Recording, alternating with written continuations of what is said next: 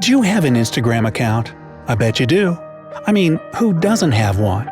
Even my parents do. It's such a natural, fun, and friendly environment. I never even thought about any potential danger that it might bring into my life until 2 weeks ago. One Thursday evening, I was in bed, scrolling through my Instagram feed. I saw that Jack, my best friend, had posted a new photo of him on a bike right outside of his house. The description said, "Chilling outside the house, waiting for an adventure of a lifetime. Where are you?" I smiled, liked the post, and wanted to leave a comment that it was way too cheesy. I saw that there were 8 comments already, so I read them first. All were from our school friends, except one added just a couple of minutes ago. It was from username Jeremy5781. The comment said, "I have an adventure for a hottie like you." Interesting, I thought, assuming that somebody from school was just messing around. I clicked on the profile of this mysterious Jeremy5781. The profile picture was of a man around his 50s or mid-40s, bald and a bit chubby. He had 10 photos, just random places around our city, like streets and bars and parks and shops, schools and parking lots, as well as the pictures of his legs and hands. He had 5 followers, even though he was following around 200. I checked the list of people he followed. Most were teens. Among them, a couple of friends from my school, including Jack. It was so weird. The photos in the account and the comment along with the profile picture that I texted Jack and told him about the comment. I said that he should just block the account, even if it is somebody from school messing with him. Still not cool. He did agree that it was creepy, a bit over the line.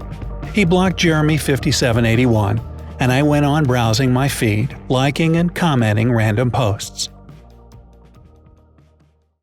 The next day, nobody at school confessed to being Jeremy5781, and we didn't even talk about it, because we never really paid attention to it anyways.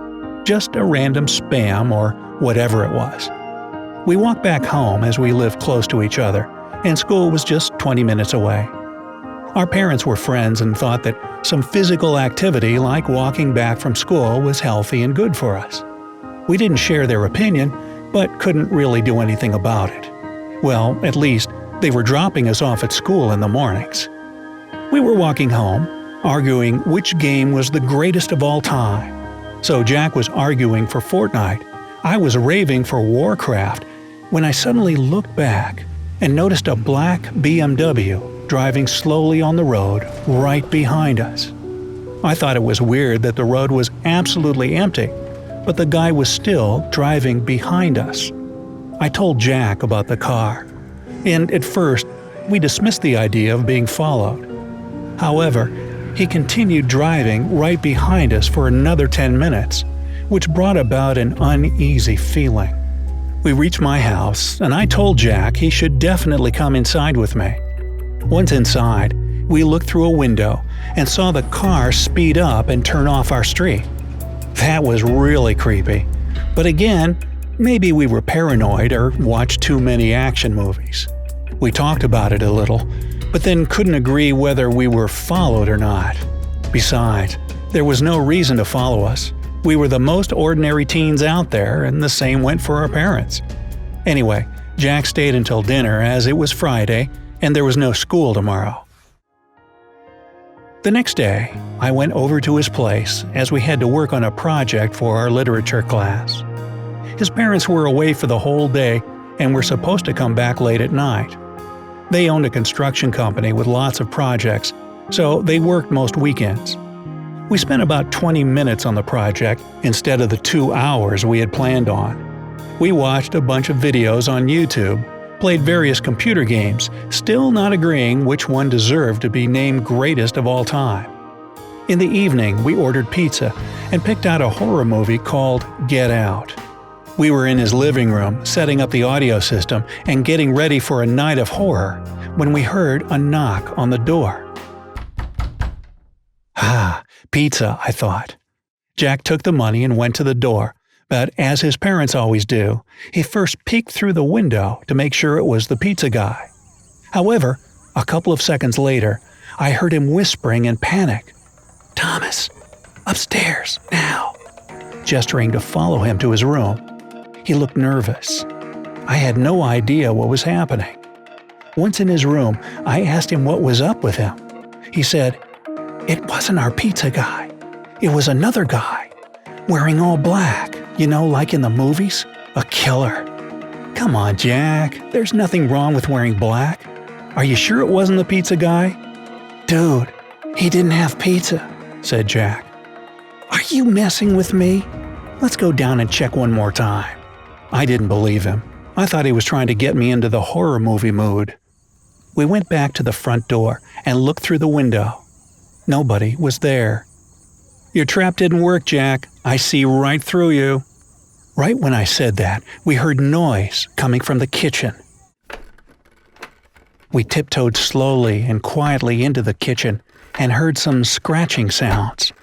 Somebody was trying to open the back door with a sharp object. I was hoping whoever it was didn't have the key. "Who's there? I'm calling the police if you don't stop!" shouted Jack. The noise stopped. We waited for 5 minutes or so, during which I was scared out of my mind. I was praying that this was all a joke or something. Nothing happened. We felt a bit relieved, and Jack suggested us to go back to his room as he had left his phone there. We walked into his room. Jack went to the table and grabbed his phone. I sat on his bed trying to figure out what the hell just happened when I suddenly heard him screaming, pointing at the window. I looked at the window and saw a bald man looking straight at us, holding a small camera. I realized we were on the second floor, which meant that this guy somehow managed to climb up. "Run!" shouted Jack, and ran out of the room. I followed him down to the basement. We locked the door and Jack called the police, screaming that an unknown man was in his house. I don't know how long it took them to come, but finally we heard sirens, and then somebody knocked on the door, identifying themselves as police officers. It was pretty scary to get out, but we figured that the guy wouldn't be so stupid to do something to us with the cops outside. We ran to the front door and felt relieved to see 2 police officers. Right when they were coming in, and I was closing the door behind them, I noticed a black BMW passing by the house. I didn't think anything of it, but later, when we were telling them our story, I realized that I saw this car just yesterday when we were walking home. We told the police everything we knew. They waited with us until Jack's parents got back. My dad came to pick me up. Later that night, I couldn't fall asleep and went to check my Instagram when a sudden thought popped up into my mind. The head in the window was bald. I went to Jack's last post, but the comment was deleted. I did remember that the guy was Jeremy 5781. I found him.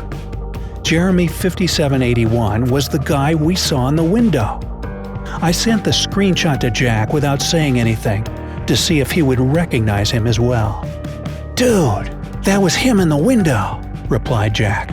I knew it. "We should call the police," I texted Jack. "Definitely. We'll do it first thing in the morning. Those officers are probably off right now," said Jack. The next morning, I went on Instagram to find Jeremy's profile again. But this time, I couldn't find him. He either deleted the account or just renamed it. I couldn't believe it. I knew that he was following a couple of people from my school, which made me feel sick. We called the police anyway and told them the story about that Jeremy 5781. It's been 2 weeks. Our parents pick us up from school and don't allow us to walk on our own anywhere.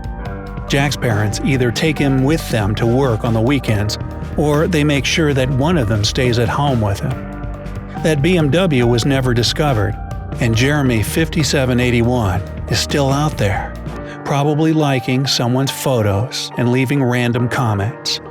As for us, we switched our accounts to private and only accept requests from people we know.